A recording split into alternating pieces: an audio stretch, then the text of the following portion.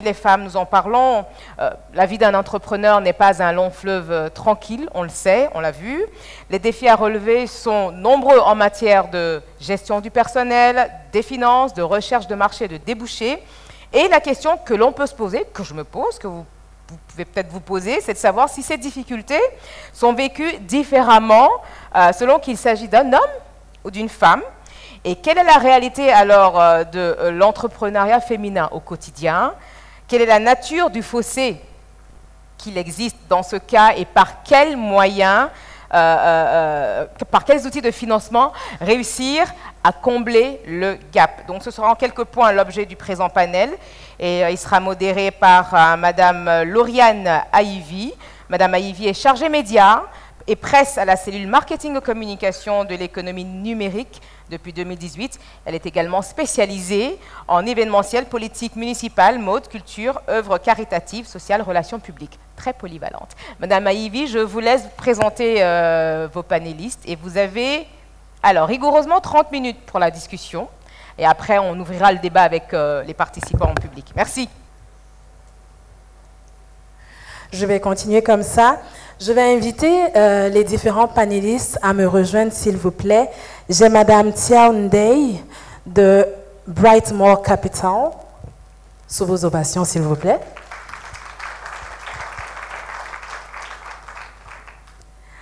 Madame Yenita Bamba de la Société Générale Bénin.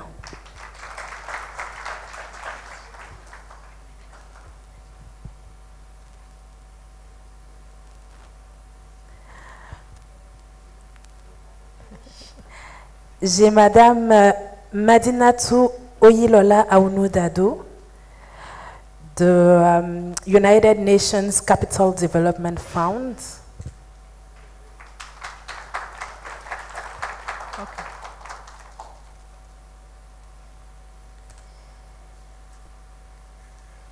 Et enfin, j'ai Monsieur Aruna Bio de Coris Bank.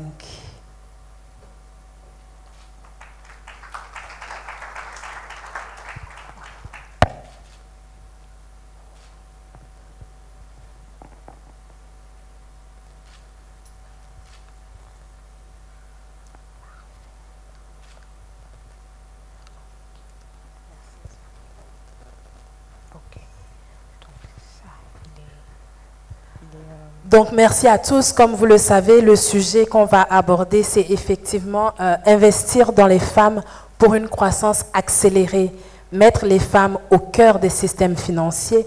Avant d'entrer dans le vif du sujet, pour qu'on puisse savoir un peu avec qui on échange, j'aimerais demander à nos différents panélistes vraiment 30-45 secondes de nous présenter leur parcours pour qu'on puisse avoir une idée de la raison pour laquelle c'est intéressant de vous avoir sur notre panel. Je vais commencer avec vous, Madame Bamba, s'il vous plaît.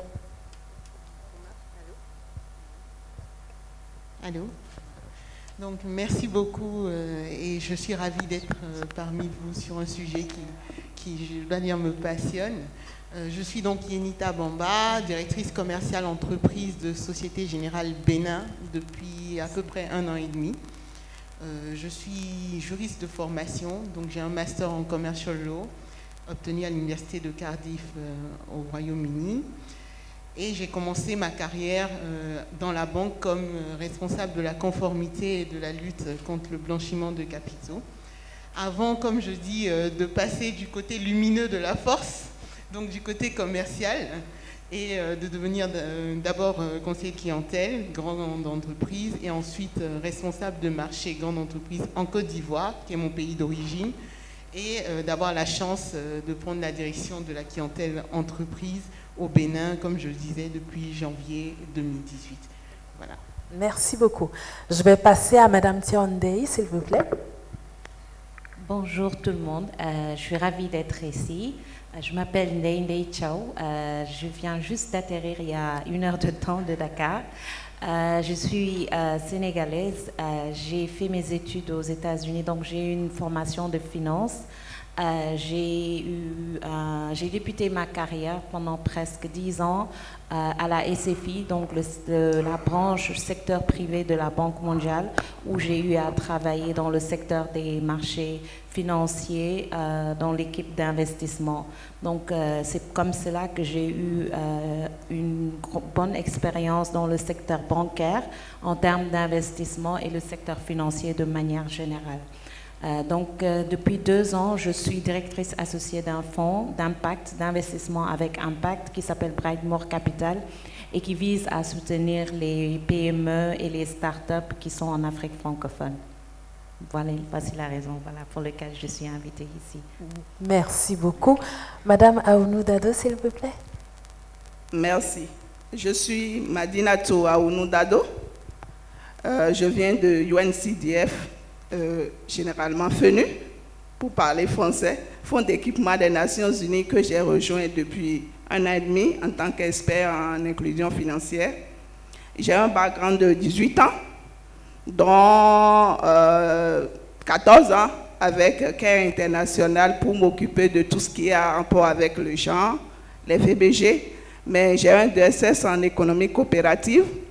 Et j'ai commencé avec la FECECAM, qui est quand même la Fédération des caisses d'épargne et de crédit agricole mutuel. Alors, depuis 1 an et demi, avec UNCDF, je travaille avec les femmes pour voir comment les rallier avec les institutions de microfinance ou les banques qui ont envie de travailler avec ces gens de femmes, afin qu'elles sortent un peu de l'aspect exclu, parce qu'elles ne sont pas comptées parmi les personnes qui utilisent de l'argent alors que nous avons de potentiel là-bas. Merci. Et c'est à ce titre que je suis ici. D'accord, merci beaucoup. Et je vais finir les présentations avec M. Aruna Bio, s'il vous plaît. Merci, madame. Juste d'abord un rectificatif. Moi, c'est Aristide Ropé-Khedji. M. Aruna Bio étant empêché, donc je le représente ici. Je vous remercie. Comme je l'ai dit tantôt, je suis Aristide Ropé-Khedji. J'ai commencé mon parcours par la Bank of Africa Bénin, où j'ai une expérience de 10 ans d'années. J'ai fait la direction des opérations à l'international, ce qui m'a permis de participer à toute forme d'opération qu'une entreprise pourrait faire avec une société à l'international. Cette expérience m'a permis de rejoindre l'équipe Coris Bank, où je suis actuellement le responsable du département clientèle entreprise, c'est-à-dire toute forme d'entreprise confondue. Depuis lors, nous accompagnons les entreprises, qu'elles soient gérées par les femmes ou par les hommes, et nous essayons autant faire mieux, de faire en sorte de satisfaire ces entreprises. Donc je suis à votre disposition pour toutes les préoccupations que vous allez évoquer ici. Merci, madame. D'accord, merci beaucoup. Alors, on va entrer directement dans le vif du sujet. Je crois que dans nos sociétés et un peu partout, normalement, ce sont les mères qui s'investissent beaucoup dans l'éducation, dans la santé, dans le bien-être de la famille. Et donc, pour moi, c'est un peu un paradoxe que les femmes soient exclues du système financier dans la mesure où, sans finance, toutes ces choses-là, on ne peut pas vraiment les faire. Donc, ma question, c'est de savoir, selon vous et selon vos expériences respectives, quelles sont les causes de ces inégalités-là dont les femmes sont, on va dire, victimes dans le système financier? Je vais peut-être commencer avec vous, Madame Bamba. Selon vous, c'est quoi les causes de ces inégalités-là? Je ne sais pas si j'ai la juste mesure des causes. Je fais le constat comme vous que dans nos sociétés, les femmes ont moins accès en fait, au monde de l'entrepreneuriat et de ce fait aussi ont moins accès au financement. Peut-être est-ce culturel, je pense aussi qu'il y a beaucoup de culturel. Et aussi, pour avoir discuté avec quelques-unes d'entre elles, j'ai eu cette opportunité venant de 54 pays d'Afrique, il y a 10 jours à Marrakech, à l'occasion du sommet Women in Africa. Pour avoir passé du temps avec ces jeunes femmes entrepreneurs, je me suis rendu compte qu'il y a aussi une question de complexe d'infériorité vis-à-vis du système financier peur de l'aborder par crainte de rejet, parce que l'historique n'est pas forcément favorable aussi. Les histoires qu'elles entendent ne sont pas des success stories de façon générale. Et je pense que ça joue beaucoup dans le fait que les femmes ne vont pas à l'abordage, si je puis dire, du système financier aussi. D'accord. Madame Ndeye, vous êtes cofondatrice de Brightmore, donc il y a un fonds d'impact. Justement, est-ce que vous avez, déjà, est-ce que votre fonds fait vraiment, facilite l'accès, on va dire, aux femmes, ou est-ce que tout le monde est mis au même niveau? Et s'il y a une facilitation pour les femmes, est-ce que c'est venu de l'observation d'un certain phénomène? Bon, le fonds ne vise pas particulièrement les femmes, donc nous n'avons pas une politique axée genre, mais étant une femme africaine, j'ai une sensibilité particulière pour les femmes entrepreneurs. Malheureusement, ce que Madame Bamba a dit, qui est reflété dans le secteur bancaire, l'est aussi dans le secteur des fonds, parce que je vais vous donner peut-être un petit aperçu de cela. Dans notre pipeline, aujourd'hui, on a presque 500 entreprises. Et parmi ces 500 entreprises, 95% des entreprises sont dirigées par des hommes, où l'équipe dirigeante est composée exclusivement d'hommes. Voilà, c'est ça la réalité, malheureusement, de notre sous-région, parce que notre fonds couvre les 8 pays de l'UEMOA. Donc, quel que soit le pays, hein, que ce soit la Côte d'Ivoire, le Sénégal, le Mali, le Bénin, le Togo, tous les 8 pays, le constat est le même. Le pipeline est toujours très, très focalisé sur des entrepreneurs hommes. Bon, ce que nous faisons, nous n'avons pas, comme je vous l'ai dit, nous n'avons pas une politique axée genre, mais nous avons beaucoup d'entrepreneurs hommes avec qui nous discutons et nous leur demandons, voilà, de manière assez particulière, par exemple, est-ce que vous connaissez des femmes entrepreneurs dans votre équipe, ou bien si par exemple ils viennent vers nous, surtout les startups qui commencent à grandir et qui ont besoin de former une nouvelle équipe, je les encourage fortement à employer, à recruter des femmes. Voilà, donc c'est un peu pour l'instant ce que nous faisons. Oui. Et Madame Aounou Dado, spécialiste du genre, justement, quelle est votre vue du sujet au cours de vos années d'expérience? De quoi est-ce que vous vous êtes rendu compte? Et je vous demanderai tout de suite, c'est quoi les pistes de solutions pour pallier ces inégalités-là? Ok, je pense que nous avons beaucoup de potentiel au niveau des femmes. Peut-être parce que par notre éducation, les femmes restent toujours derrière. Elles ne se font pas connaître. Vous n'imaginez pas, vous allez dans le secteur informel. Nous avons plus de femmes.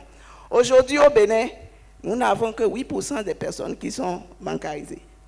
Au niveau des SFD, où les femmes sont un peu plus, nous avons 23%. Et au niveau des SFD, parce que peut-être les conditions, on ne demande pas de garantie. Les femmes, dans notre éducation, pendant longtemps, on n'avait pas droit à l'héritage. On n'avait pas de garantie formelle à déposer pour pouvoir faire un emprunt. Pas parce qu'on ne sait rien faire. Regardez un petit ménage. Vous allez voir des ménages, plein de ménages, et on en a au Bénin aujourd'hui, où c'est la femme qui est pratiquement le chef de famille. On donne juste le titre chef de famille à l'homme, juste pour lui donner ce respect. Mais quand on parle de chef de famille, celui qui dépense le plus sur les enfants, sur l'éducation, sur tout, c'est la femme.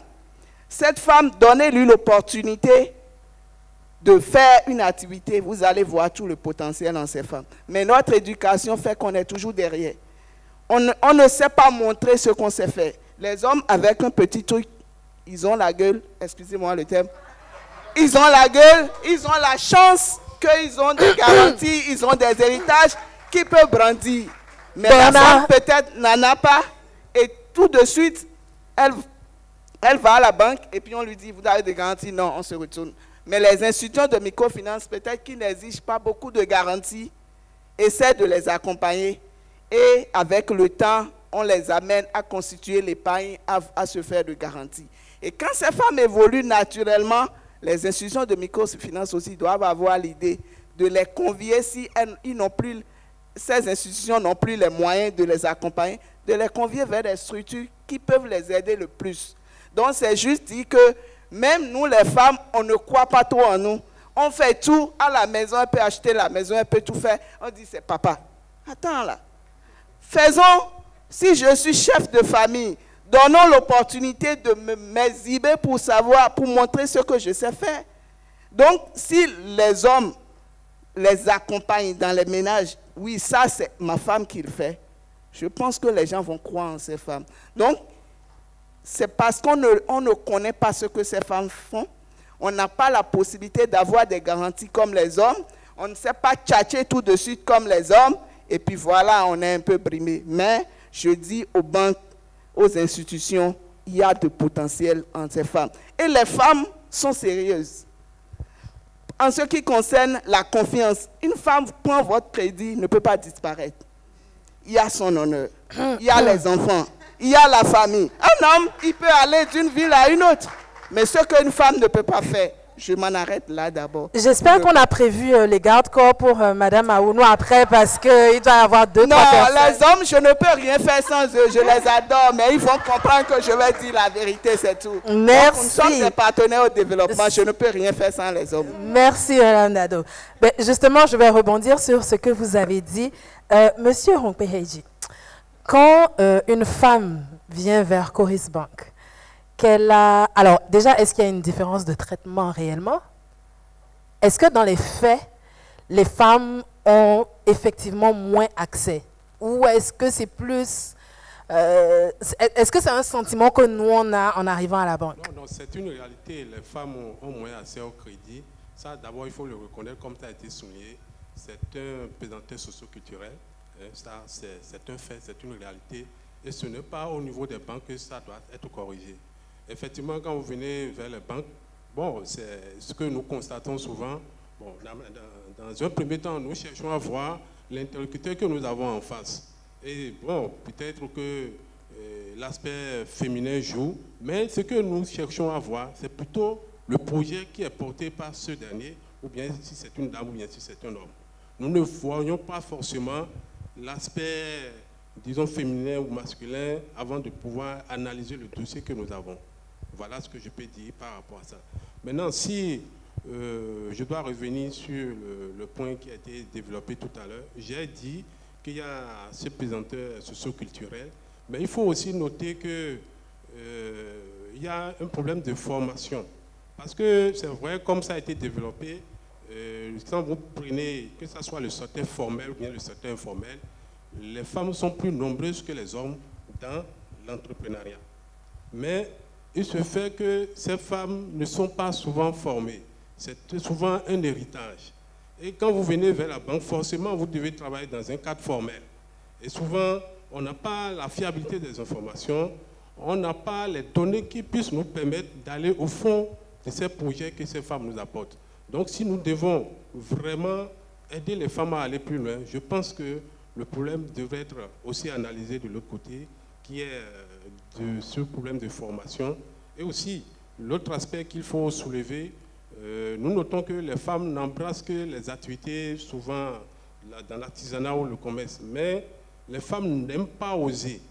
Oser, on les voit très peu dans les activités comme le BTP, l'industriel, et c'est là que les femmes doivent pouvoir montrer leur force. Parce que nous notons, les femmes disposent de potentiel, mais ces potentiels ne sont pas souvent exprimés. Et c'est souvent ce caractère que j'ai cité tout à l'heure qui pèse sur les femmes. Donc, nous aimerions les voir plus devant ces genres d'activités. Parce qu'effectivement, quand vous avez une femme devant une affaire, c'est un quotient important de confiance qui s'installe. Puisque les femmes, sans ça, je ne sais pas que je suis en train de dévoiler ce que les hommes sont, mais les femmes, c'est-à-dire ça donne beaucoup plus à leur activité et elles sont plus sérieuses dans ce qu'elles font. Donc voilà ce que je peux dire par rapport à votre question. D'accord. Et est-ce que de façon plus spécifique, Coris offre a justement une politique du genre ou pas encore? Oui, Coris aujourd'hui, c'est comme vous le savez, c'est une banque autrement. Et notre objectif, c'est de faire vraiment de la banque de détail. Et nous avons réfléchi à cette question, vraiment d'aider les femmes. Et c'est d'ailleurs pour ça que nous avons essayé de mettre en place un produit que nous appelons produit Épargne Wendia. Parce que, vous savez, vous voulez un financement, forcément, suivant les exigences de la Banque centrale, il nous faut des couvertures, il nous faut des garanties. Mais si vous avez commencé par épargner, c'est un produit très intéressant, puisque c'est rémunéré à un taux préférentiel. Si vous avez ce produit, si vous cotisez jusqu'à un montant donné, nous pouvons prendre cela comme une garantie pour vous apporter des financements. Donc voilà, et c'est un produit exclusivement réservé aux femmes. En plus de cela, nous savons que les femmes sont plus dans elles se regroupent souvent en groupement. Et nous avons des partenaires que nous continuons de négocier avec certaines institutions de la place pour quand même aider à financer ces femmes tout en trouvant un moyen de les cautionner entre elles. C'est un processus qui est toujours en cours. Et ça, je pense qu'avec ces produits, nous pouvons quand même essayer d'apporter un soutien aux femmes qui souhaiteraient vraiment obtenir le soutien de Coris Banque Internationale Bénin. Merci beaucoup, M. Rongbe-Hedji. Madame Bamba, je reviens vers vous. Et là, je m'adresse non pas à la directrice chez Société Générale, mais plutôt à la femme entrepreneur. Selon vous, c'est quoi les défis qu'une femme rencontre en tant qu'entrepreneur pour son financement qu'un homme ne rencontrerait pas? Bon, je ne suis pas femme entrepreneur. Je n'ai pas encore d'entreprise, ça va peut-être venir. Mais pour les avoir rencontrés, enfin pour les fréquenter tous les jours et avoir beaucoup de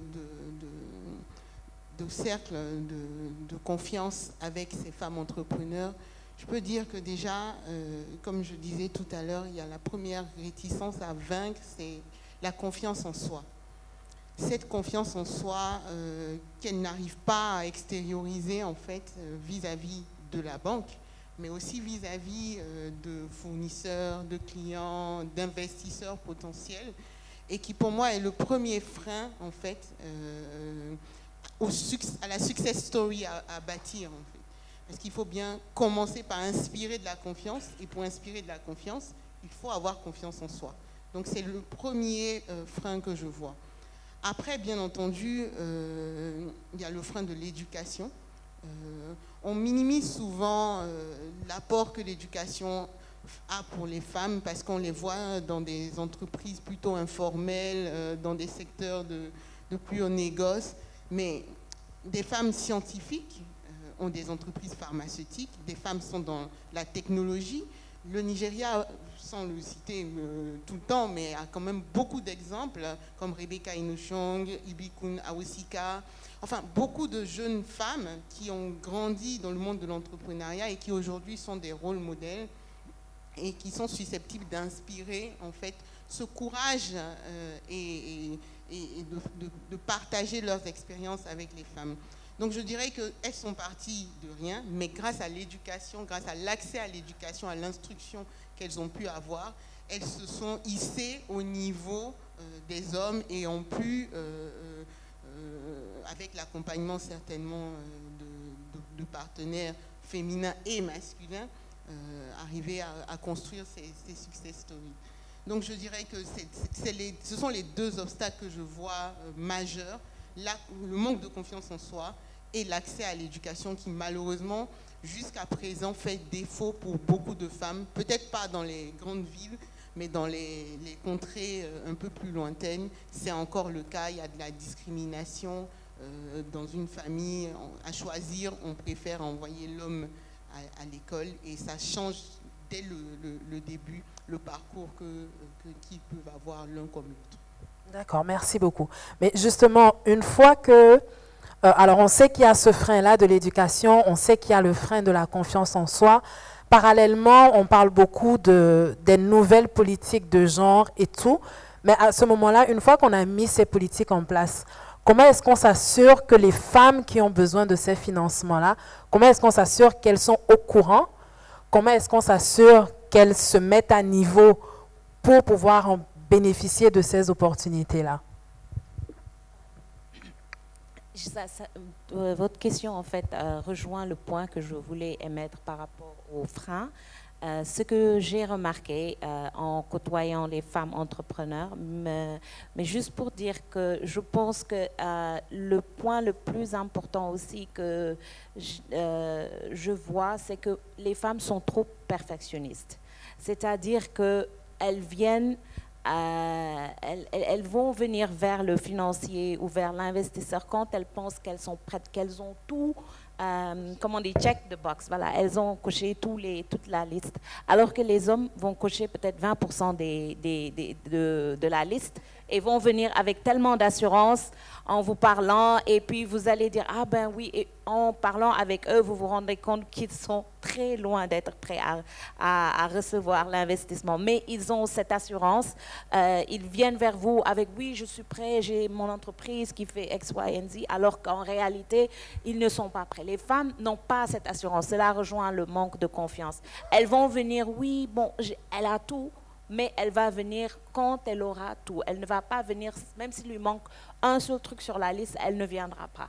Voilà, ça c'est la première chose que j'ai remarqué. L'autre chose aussi, je pense que ce qui fait que les femmes, comment faire pour que les femmes aient accès à l'information par rapport au financement, c'est que les femmes doivent aussi accepter que la vie d'entrepreneur a beaucoup de sacrifices et que beaucoup d'entre elles se disent que je préfère ne pas être entrepreneur parce que je ne pourrai pas concilier ma vie de famille et la vie d'entrepreneur. Et donc, ce pas supplémentaire qu'il faut faire pour aller networker, aller réseauter, descendre du travail, aller rencontrer une ou deux personnes avant de rentrer à la maison, la femme ne va pas le faire. Si vous les invitez après 18h, elle va venir pour 30 minutes, juste le temps que le cocktail ou l'afterwork commence, et puis elle va dire oui, je dois rentrer.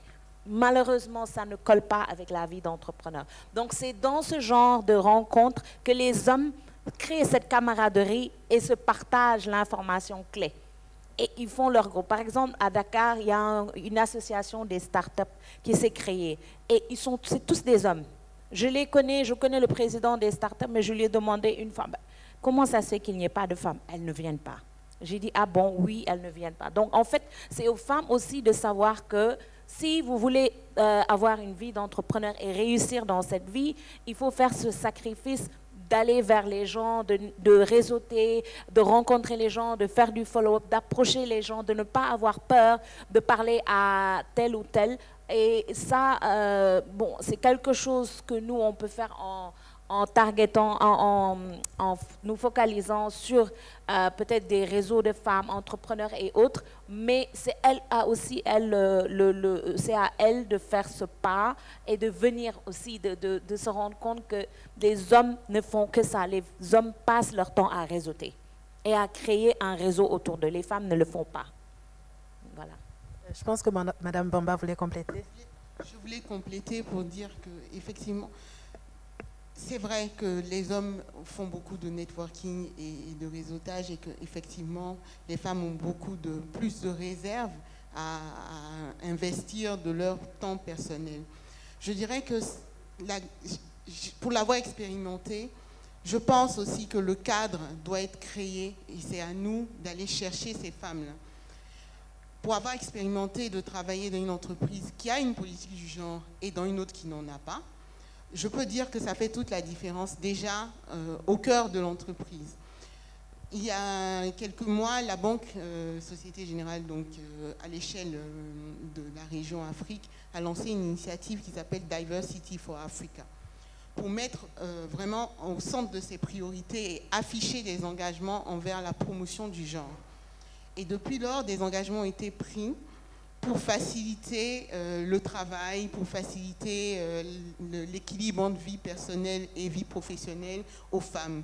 Et ça fait une très grande différence. De la même manière, vis-à-vis de nos clientes féminines, on a mis en place un programme, une communauté de mentoring de femmes qui ont réussi et qui vont chercher justement ces jeunes filles, ces jeunes femmes entrepreneurs qui ont peur de se lancer. Donc, d'avoir un tissu même de bouche à oreille, ça compte parce qu'elles ont accès dans leur communauté à des femmes qui n'osent pas mais qui, parce qu'elles sont révélées, je sais que le mot est très apprécié au Bénin, mais parce qu'elles sont révélées, permettent de faire des rôles modèles, comme on dit, qui se disent, et qui font que les femmes se disent, mais pourquoi pas moi alors? Pas seulement ça, mais d'avoir l'accompagnement à côté au fur et à mesure de toutes ces étapes difficiles, de ce chemin tortueux qu'est l'entrepreneuriat, de la même manière que la vie en entreprise peut l'être. Donc, je pense que ça fait une grande différence qu'il y ait un cadre et qu'on puisse l'imposer dans nos environnements, que ce soit à l'échelle d'une seule entreprise ou que ce soit à l'échelle du pays aussi. D'accord, merci beaucoup. Alors, moi, j'aurais encore beaucoup de questions, mais je pense que dans le public aujourd'hui, il y a d'autres personnes qui auraient des questions peut-être plus intéressantes que les miennes. Donc, je pense qu'on va passer à l'étape de l'échange avec vous, s'il y a des personnes qui ont des questions pour l'un ou l'autre des panélistes. Oui, Madame Ivy, j'espère qu'ils en ont, parce que le thème est intéressant. On parle de networking, c'est un facteur essentiel de la réussite d'un entrepreneur. Et une femme, j'ai l'impression, c'est mon impression, j'ai l'impression qu'une femme aura toujours quelque chose à sacrifier. J'ai l'impression que l'égalité, elle sera à ce niveau-là. Je n'ai pas envie de... Voilà, je suis crue. Elle ne va pas exister à la perfection. On aura toujours quelque chose à sacrifier, malheureusement. J'ai l'impression. Vous allez nous dire ce que vous en pensez. Alors, on va donner la parole ici dans cette rangée. D'accord. Ah ben, vous êtes timide, là, tout d'un coup? Il n'y a qu'un seul doigt levé, là-bas? D'accord. Donc, madame... Voilà, vous allez... Le micro, il est où? J'ai laissé le micro. Ça sent la fin de l'heure, enfin la fin de la journée. Donc après, nous avons 15 minutes de pause et on reviendra un peu plus en forme. Donc vous allez vous présenter, madame, et vous posez votre question. Merci. Bonsoir. Je vous remercie tous les panélistes. Je suis Sika Clarisse Olympio. Je suis ingénieure de conception en génie informatique et télécommunications. Je suis la fondatrice du concept Nyon Pipé. Et je suis aussi une agence digitale de formation et d'accompagnement des femmes entrepreneurs. Et il y a une chose qui m'a marquée lors de ce panel, c'est d'entendre qu'il y a peu de femmes qui vont vers l'entrepreneuriat. Et je suis surprise parce qu'ici, au Bénin, en tout cas, il y a beaucoup de femmes entrepreneurs. Beaucoup. Nous avons déjà l'association des femmes entrepreneurs pour le développement. Il y a l'association Get Up Women. Il y a Nyon Pipé qui se charge, effectivement, en fait, l'idée derrière le concept Nyon Pipé, c'est que chaque femme, peu importe sa formation, son niveau d'études, elle peut réellement agir pour apporter un changement réel et positif, donc pour l'amélioration des conditions de vie des filles et des femmes. Donc, nous agissons beaucoup, nous allons sur le terrain concrètement, nous agissons. Donc, déjà, vous pouvez déjà vous rapprocher de ces associations qui existent. En fait, au Bénin, nous sommes... les femmes, nos mamans, nos grands-mères ont vendu la bouillie, elles vendent à TV Quata, et elles ont continué à amener ça à un autre niveau aujourd'hui. Je ne vous parle pas, il y a beaucoup de produits effectués par les femmes. Et ma question, c'est concernant le perfectionnisme dont on a parlé. Les femmes sont trop perfectionnistes pour pouvoir aller vers les investisseurs, c'est-à-dire qu'elles veulent cocher toutes les cases. Et je voudrais alors savoir à quel niveau il faut alors s'approcher des investisseurs. Parce que selon ce que j'ai appris ce matin au deuxième panel, c'est qu'il faut être prêt, il faut vraiment, les banquiers, ils checkent tout. Donc, moi, je croyais déjà ça, c'est qu'il faut être prêt, se préparer, être bien. Et donc, je me suis dit, ok, si c'est ça, je me prépare, je reste dans mon coin, je me prépare, je m'apprête avant de les voir, et là, je cale. Et là, j'apprends, les femmes sont trop perfectionnistes. Alors là, je me dis, qu'est-ce qu'il faut faire alors? Merci. Merci pour votre contribution et votre pertinente question. C'est la seule? Pardon. Nous avons un monsieur... Ah ben d'accord, c'est monsieur Ablo qui revient. D'accord. C'est Ablo ou c'est Ablo? Ça donne faim. Si c'est Ablo, ça donne faim. C'est pareil. Bonjour. Déjà, je voudrais donner une petite information par rapport à ce que madame a dit tout à l'heure. On aura beaucoup de mal à laisser une femme aller faire des affaires parce que dans la société africaine, c'est la femme qui s'occupe de l'éducation des enfants. Ça recommence. Je ne dis pas ça parce que je dis la vérité malheureusement. Parce que, si vous voulez, ça reste ça reste la personne de confiance pour un enfant de 0 à 7 ans. Elle n'aura jamais, l'enfant n'aura jamais cette relation-là avec son père. Vous êtes spécialiste puériculture, Non. psychologue, sociologue Il y a beaucoup de livres sur ça. Il y a énormément de livres sur ça, qui parlent de la relation de l'enfant et de sa mère, et qui fait que l'enfant, malheureusement, de 0 à 7 ans... Et vous, votre préoccupation, c'est laquelle? Moi, ma préoccupation serait de dire aux femmes aujourd'hui, est-ce que vous ne pensez pas réellement que dès le moment où on aura financé les femmes, autant qu'on voudra et tout ça, est-ce qu'à un moment, la société n'aura pas un problème par rapport à l'éducation des enfants? Merci beaucoup. Hein? Et deuxièmement, non. Il est libre, hein? Tout d'un coup, ça suscite d'autres questions. Bien. Merci, monsieur Ablot, pour ça. Il voulait se taire tout à l'heure. Super. Et deuxièmement, l'autre question, c'était de savoir, c'est pas parce que je suis macho, ça n'a rien à voir. Et deuxièmement, oh, mais non. c'était de savoir aujourd'hui... Vous êtes marié? Oui. D'accord. C'était de savoir aujourd'hui quel est pour vous réellement le mécanisme à mettre en place pour que on puisse voir la femme aujourd'hui d'une manière différente de celle qu'on connaît habituellement. Parce que quand on prend, je vais donner un exemple simple, quand on prend la nouvelle image de la femme très émancipée de nos jeunes sœurs, je ne parle pas de tout le monde, de nos jeunes sœurs sur les réseaux sociaux et tout ça, ça ne donne pas forcément envie de financer la femme. Bon, la question. Non, c'était ça. Qu'est-ce qu'elle propose? Merci. Par rapport à ça. Alors, je vais resituer les choses. Ce qu'il dit, c'est pas, c'est-à-dire il faut avoir une certaine ouverture d'esprit. D'accord? On parle de féminisme, etc. Je suis une femme, j'ai été entrepreneur, je ne le suis plus. Je me suis mariée à très peu, je suis une ménagère parce que je suis en recherche d'emploi, mais bref, je ne vous raconte pas ma vie. Mais c'est pour vous dire qu'effectivement, moi j'ai été élevée par une ménagère, une dame qui n'a pas été à l'école, elle a eu 5 enfants. C'est pour ça que je dis que la femme aura toujours quelque chose à sacrifier. C'est une réflexion qu'il faut mener sur le modèle de société qu'on veut construire, le genre de citoyens qu'on veut demain pour développer nos pays.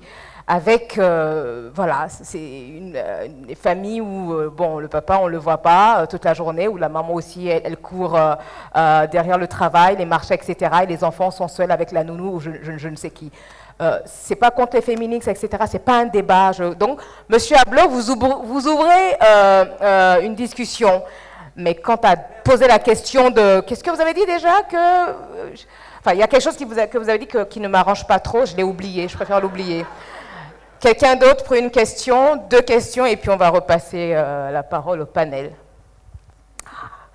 Vous avez vu, monsieur le directeur général de Technoserve? C'est pas vous, mais je vous prends pour le directeur général de Technoserve depuis... Il est là ou pas? Non, il n'est pas là. Mais Technoserve, ça m'a marqué depuis l'année dernière. Partenaire fidèle du BIF, bien sûr. Une question ici? Bonjour, je suis Auguste Issakora, producteur local. Je fais de la tomate fraîche et je transforme en purée. Je fais du miel et du beurre de karité. Ah oui. Je voulais pas, tout à l'heure, quand j'ai vu que c'était un panel qui parlait des femmes, je me suis dit, encore les femmes, excusez-moi. Ah. Excusez-moi, je vais expliquer. Je dis Décidément. encore les femmes parce que j'ai suivi pour le 8 mars, journée de la femme, j'ai vu une salle remplie de jeunes étudiantes, s'il vous plaît. Rien que des femmes. Et on a oublié les hommes. Excusez-moi, lorsqu'on parle de développement économique, on prend le genre entier. Hommes et femmes confondus. J'appartiens au MIB, Made in Bénin. Quand nous allons au foire, nous sommes à peine 3 hommes sur 50 femmes à exposer. Moi, ça ne me gêne pas d'être au milieu des femmes et de faire la foire. Tout à l'heure, on a dit d'association Yonou Tengbe ou des trucs comme ça. C'est pas des trucs comme ça. Non, c'est des réalités. D'accord. Moi, je ne suis pas une femme. Oui. Mais je m'intéresse... Mais vous avez l'air frustré. Non, je vous explique. Mais je m'intéresse à ce que la femme fait. Vous avez raison. C'est pour dire que lorsqu'on fait oui. ces genres d'ONG et qu'on sort, ça frustre les hommes sans qu'ils ne pensent, sans qu'ils ne le disent. Mais derrière, ils vont toujours montrer leur côté manchot. L'exemple que j'ai à donner tout simplement, il y a un forum qui se charge de la vente des produits que font les femmes. Oui. Jusqu'à aujourd'hui, je n'ai pas pu placer un produit sur le forum. Bah écoutez... Parce qu'on dit c'est c'est les femmes. Ben oui. Je ne vais pas porter une robe pour qu'on me considère comme une femme. Donc, la réalité, prochainement, quand il y a ces genres de panels, je préfère qu'on invite les deux sexes. Vous Parce avez que raison. lorsqu'on parle de développement économique, Bien je sûr. continue de le dire, ce sont les deux sexes qui font le développement économique. C'est vrai. Merci. C'est vrai. Merci.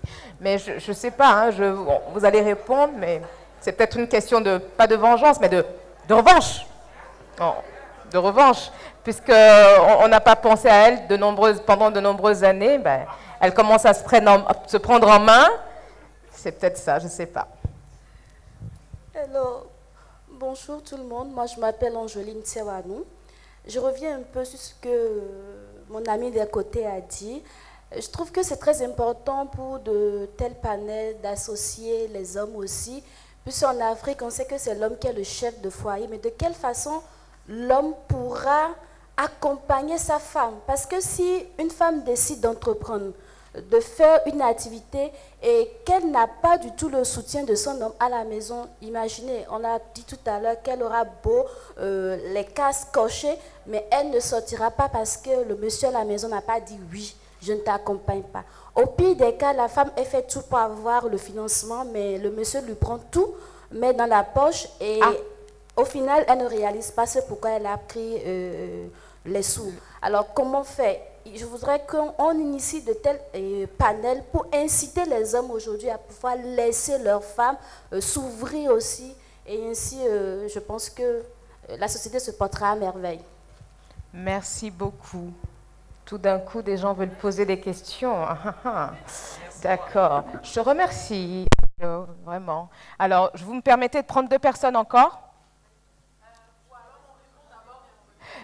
On répond d'abord? Non, hein? Oui, on les prend en même temps et puis paf. Je vais prendre Madame Traoré, que nous allons retrouver demain, pour nous parler de l'impact du digital sur les médias avec Canal+. Merci. Et après...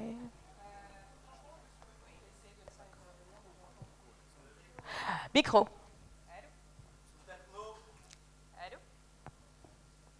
Bon, j'en prends un autre. Technique, s'il vous plaît. Ah, il y a quelqu'un qui ne veut pas que vous parliez, hein, parce que on vous connaît, Madame Traoré. On connaît vos prises de position.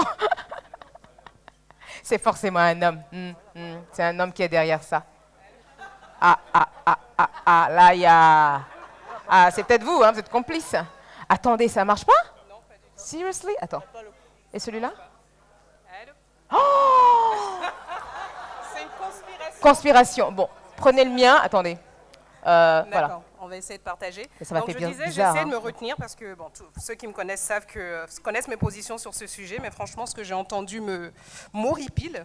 Alors déjà, tout à l'heure, Madame Bamba parlait d'éducation. Je pense que l'éducation, elle n'est pas que scolaire, pas que livresque. Il faut déjà qu'on éduque nos filles, nos femmes à la maison, à se prendre en charge et arrêter de se penser soumise. Nous ne sommes pas des citoyens de seconde zone. Donc cette idée que franchement l'homme doit t'autoriser à faire des choses, mais enlevez-vous ça de la tête, sinon vous n'irez nulle part.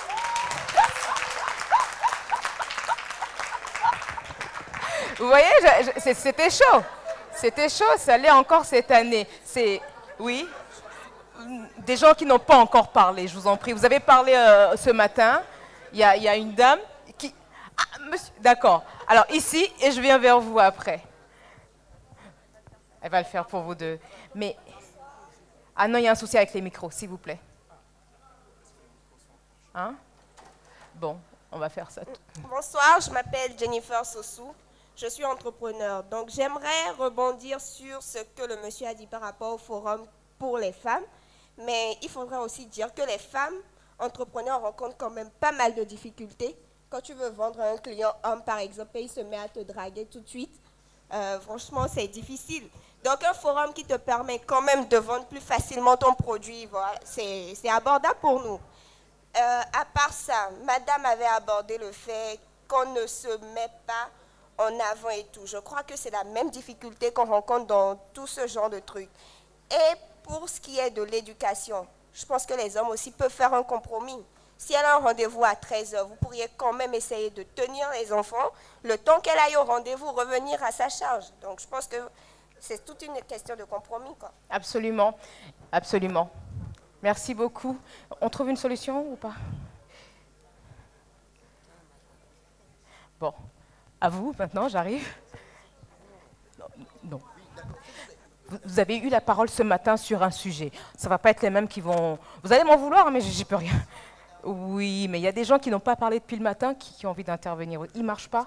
Ça marche, ça va? On va voir. Ben, je vous le passe, hein. Allez-y. Je ne vais pas alimenter le débat parce que je pense qu'il est déjà passionnant. J'ai hâte de voir les réactions du panel. Moi, je voulais poser une question en fait en tant que chef de projet d'un projet qui a une stratégie genre de pouvoir accompagner un maximum de femmes entrepreneurs, micro et PME, et qui aujourd'hui, on a beaucoup de mal à recruter des femmes entrepreneurs.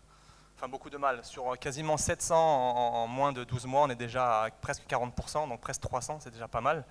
Mais il y en a plus, comme mademoiselle a dit tout à l'heure, des femmes entrepreneurs au Bénin, il y en a des tonnes et des tonnes et des tonnes et des tonnes qui ne se considèrent pas forcément ou nécessairement comme des entrepreneurs.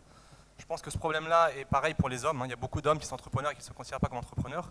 Et du coup, par rapport à ce que vous mentionnez, madame Amba, tout à l'heure, sur le manque de confiance et peut-être le manque de conscience aussi, qu'est-ce qu'on pourrait faire? Nous, Technosœurs et Benibiz, moi je suis là, je suis tout ouvert pour pouvoir trouver des solutions d'urgence, parce qu'on n'est pas là éternellement. Mais qu'est-ce que les structures qui sont sur le panel et les structures qui sont dans l'audience seraient prêtes à faire demain, ensemble, pour pouvoir trouver plein de femmes entrepreneurs et les accompagner? Nous, notre programme est là jusqu'à juillet 2022.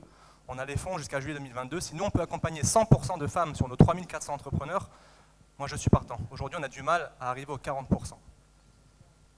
Donc, je pose la problématique et je lance le challenge à tout le monde un petit peu, que d'ici demain, fin de journée, on puisse trouver déjà un plan d'action éventuellement ou avoir un petit groupe, un petit noyau pour commencer à travailler là-dessus. Ça, c'est du concret. Merci beaucoup. Et donc, les nombreuses femmes entrepreneurs qui sont ici, certaines ont eu à pitcher ici de façon très brillante. Ben, voilà, vous avez eu le message. Je vous retourne le micro pour que vous puissiez leur répondre. Aucun micro ne marche? Parce qu'on parle des femmes maintenant, ça y est, les hommes qui sont... Il n'y a que des hommes à la technique, hein? Et ça ne marche pas. Je ne vais pas pouvoir vous passer mon micro. Bon, vous avez la voix qui porte. Une des premières questions, c'était de savoir, d'un côté, on nous dit qu'il faut être prêt avant d'arriver à la banque, de l'autre côté, on nous dit qu'on est trop perfectionniste. L'équilibre, il est où? Voilà, oui, en fait, quand je disais que les femmes sont trop perfectionnistes, ce que je voulais dire, c'est que le business, il faut savoir, a un cycle de vie qui ne finit presque jamais, qui peut prendre 50 jusqu'à 60 ans. Donc pour une femme, par exemple, dans notre fonds où nous ciblons des... Fabien a dit qu'on est en live sur Facebook et si elle parle sans micro, les gens sur Facebook ne vont pas. D'accord, mais on fait comment? On fait comment? Je demande est-ce qu'il est possible que vous passez votre micro et qu'après D'entrepreneurs hommes beaucoup plus prononcés que de femmes. Et le pourquoi, c'est parce que les femmes ont peur et veulent toujours venir avec toutes les informations qu'elles pensent que l'investisseur doit avoir pour pouvoir évaluer l'opportunité d'investissement. C'est vrai. Mais en même temps, il faut savoir qu'il y a ce qu'on appelle les basiques, donc les informations basiques que tout entrepreneur doit avoir pour pouvoir engager une conversation avec un investisseur. Mais au-delà de ces informations basiques, le reste proviendra des échanges avec l'investisseur. Donc c'est là où je dis que les femmes ont peur d'engager ces conversations parce qu'elles pensent que peut-être que si on leur pose des questions ou bien si on leur demande des informations et qu'elles nous les transmettent tardivement, ça peut jouer contre comment le dossier est traité par l'investisseur. Alors que ce n'est pas forcément le cas. Nous, on a eu par exemple un homme qui est très bien vu dans son secteur d'activité et qu'au moins 5 autres entrepreneurs hommes nous ont fortement recommandé d'engager la discussion avec lui de voir son évaluation. T'imagines ça comment? À la première réunion, on s'est vite rendu compte qu'il était... Ouf, ok. Après la première réunion, on s'est vite rendu compte, en fait, que le monsieur n'était pas du tout prêt. Absolument pas. Alors qu'il a été recommandé par 5 autres entrepreneurs hommes qui nous ont dit, s'il y a une pépite dans ce secteur d'activité, dans ce pays, c'est lui. Voilà, donc c'est ce que je veux dire, que le perfectionnisme, vous n'aurez jamais 5 femmes qui vont d'ailleurs déjà vous dire que voilà, cette femme-là, c'est celle-là la pépite. Ça, c'est autre chose, c'est le manque de solidarité que je vois aussi entre les femmes. Et ça, c'est une réalité. Je suis une femme, entrepreneur, investisseuse, j'ai grandi dans une famille d'entrepreneurs. Ma maman est une entrepreneure. Elle a laissé son travail d'enseignante il y a 25 ans pour être entrepreneur dans un secteur qui est toujours dominé par les hommes, le secteur du BTP. Donc j'ai grandi dans l'entrepreneuriat, je connais, je sais ce que c'est. Mon père aussi est un entrepreneur dans un secteur plus formel, les assurances. Donc moi j'ai toujours grandi dans ce secteur, je connais les contraintes que cela pose à une femme d'être entrepreneur. Mais ce que je veux dire, c'est que je pense que nous mettons la barre trop haute en tant que femme pour aller parler aux autres. N'ayez pas peur, allez-y. Et puis si on vous demande des informations que vous n'avez pas, dites-leur, je vous reviens. Et puis vous revenez. Bon, je pense que ce n'est pas la peur. Comme je vous ai dit, les femmes font des choses de qualité. Une femme, si elle sent qu'elle n'est pas prête, elle n'ira pas vers vous. Bon, maintenant, avec les associations, avec le fait qu'elles se regroupent, je pense qu'elles se réveillent un peu plus tôt. Donc, c'est de donner aussi des opportunités au regroupement de femmes, de donner des opportunités au regroupement de femmes, de venir vers vous. Ensemble, on est encore fort. Pas qu'elles sont... Les hommes, ils peuvent aller échouer, ça ne lui dit rien. Mais une femme, ce n'est pas dans son habitude d'aller quelque part et d'échouer. Aussi, on a dit, les femmes restent derrière. Non, vous savez que jusqu'à la preuve d'aujourd'hui, la majorité des personnes qui s'occupent des enfants, la plupart du temps, c'est des femmes.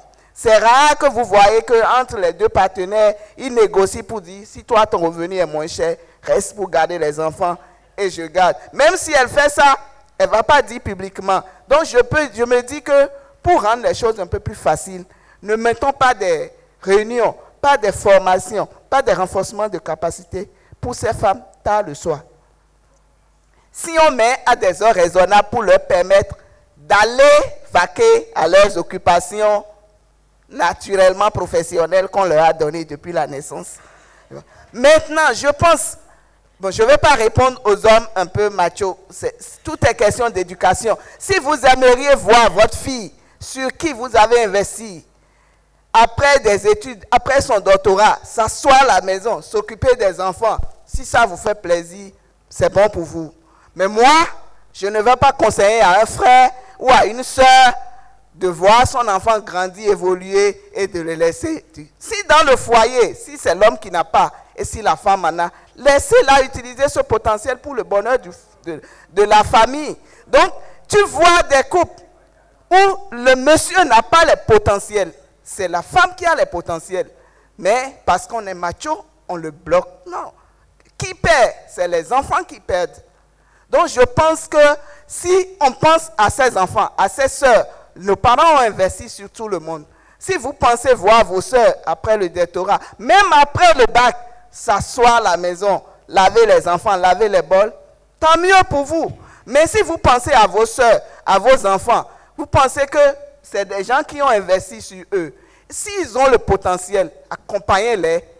Ce qui va sortir de ça, c'est pour la famille.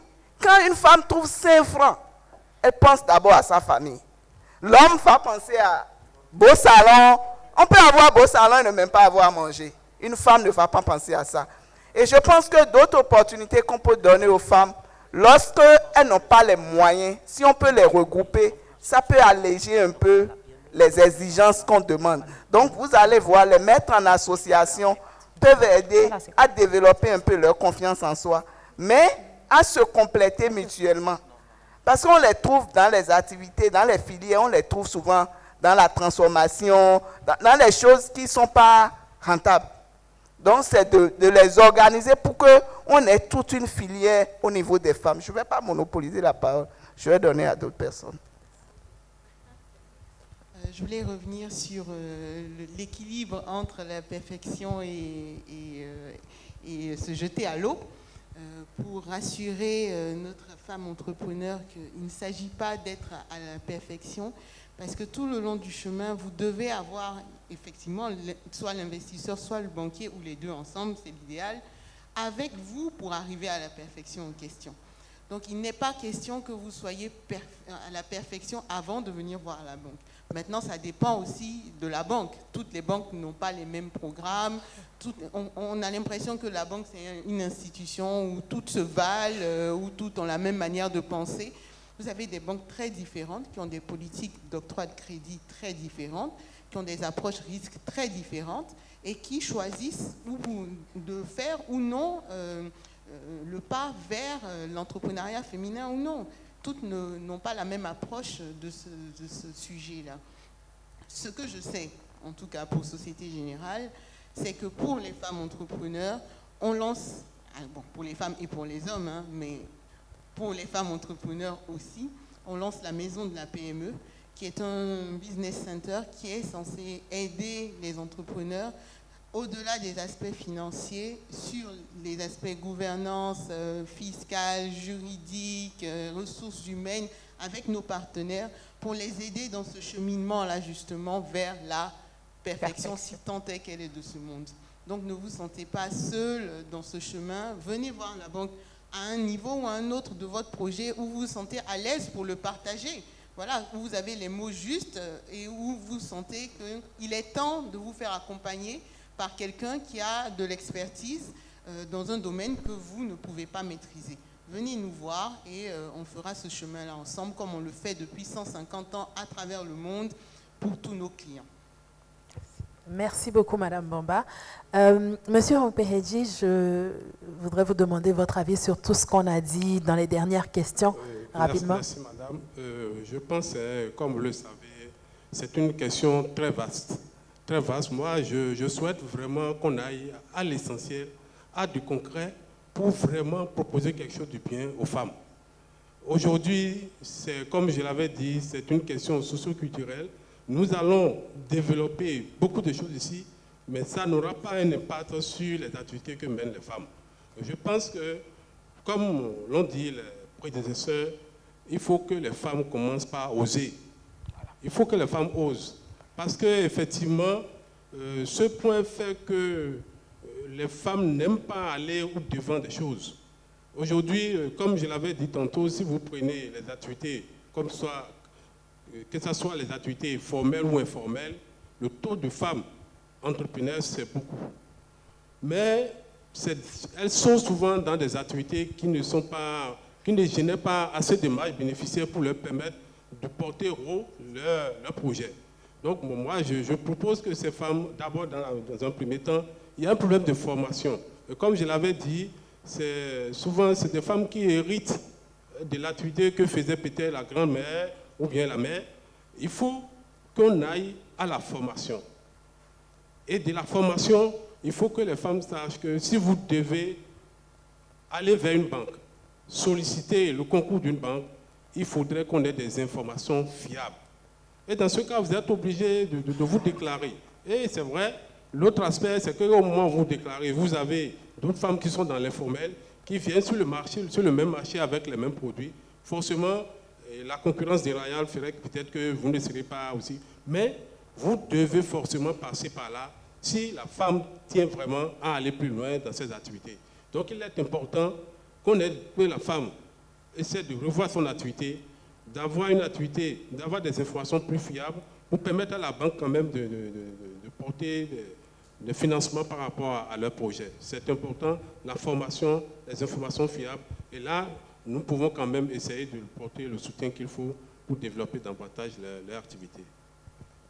Merci beaucoup. Je pense que ce qu'on retient essentiellement, c'est que les femmes doivent avoir beaucoup plus confiance et se jeter à l'eau plus rapidement.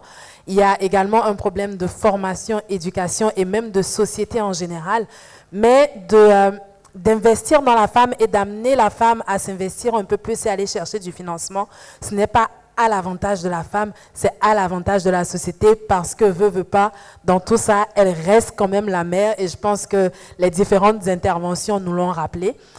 C'est un sujet qui est, comme le disait M. Rompérédi, assez vaste. On ne pourra malheureusement pas aborder tous les angles et toutes les spécificités de ce sujet, mais c'était déjà un bel échange cet après-midi. Je remercie chacun et chacune de nos panélistes.